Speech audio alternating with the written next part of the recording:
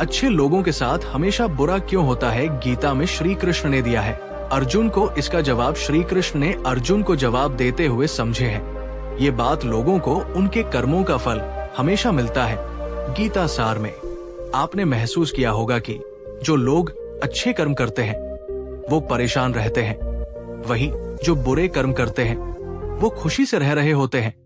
अच्छे कर्म करने वाले परेशान होते हैं कि आखिर उन्हें इतनी परीक्षा क्यों देनी पड़ रही है, जबकि जो अधर्म की राह में है वो खुश है और जिंदगी का लुत्फ उठा रहे हैं। अगर आपके मन में भी ये सवाल आया है तो आज हम आपको इसका जवाब देंगे। ये जवाब वो है जो भागवत गीता में लिखा है और श्री कृष्ण ने अर्जुन को दिया था। भागवत गीता में वर्णित कथा के अनुसार जब भी अर्जुन के मन में कोई दुविधा होती थी तो वो श्री कृष्ण के पास पहुंच जाते थे। एक बार की बात है, अर्जुन ने भगवान श्री कृष्णा के समीप आकर कहा कि वो दुविधा में है और इसका जवाब वो श्री कृष्ण से चाहते हैं। श्री कृष्णा ने पूछा कि क्या सवाल है। अर्जुन ने कहा, मुझे ये जानना है कि अच्छे लोगों के साथ हमेशा बुरा ही क्यों होता है, वही बुरे लोग खुशहाल दिखते हैं। अर्जुन के मुंह से ऐसी बातें सुनकर श्री कृष्णा मुस्कुराए और कहा, मनुष्य जैसा सोचता है और महसूस करता है वैसा कुछ नहीं होता है, बल्कि अज्ञानता की वजह से वो सच्चाई नहीं समझ पाता है। अर्जुन उनकी ये बात समझ नहीं पाए। इसके बाद श्री कृष्ण ने क्या कहा वो जानते हैं। श्री कृष्णा ने अर्जुन से कहा, पार्थ, मैं तुम्हें एक कथा सुनता हूँ, उसे सुनकर तुम समझ जाओगे कि हर प्राणी को उसके कर्म के हिसाब से ही फल मिलता है। प्रकृति हर किसी को अपनी राह चुनने का मौका देती है।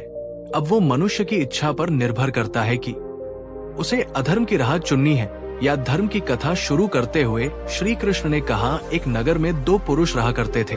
एक पुरुष व्यापारी था जिसके जीवन में धर्म की बहुत महत्व थी। वो पूजा पाठ में यकीन रखना था। वो हर रोज मंदिर जाता था और दान धर्म भी करता था और हर रोज भगवान की पूजा करता था। वही दूसरा पुरुष बिल्कुल विपरीत था।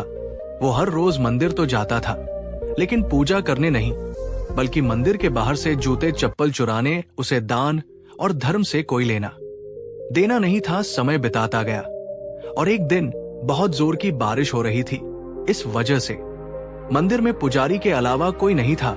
ये बात जब दूसरे पुरुष को पता चली तो उसने कहा कि ये सही मौका है मंदिर का धन चुराने का। पंडित से नजर बचाकर उसने मंदिर का सारा धन चुरा लिया।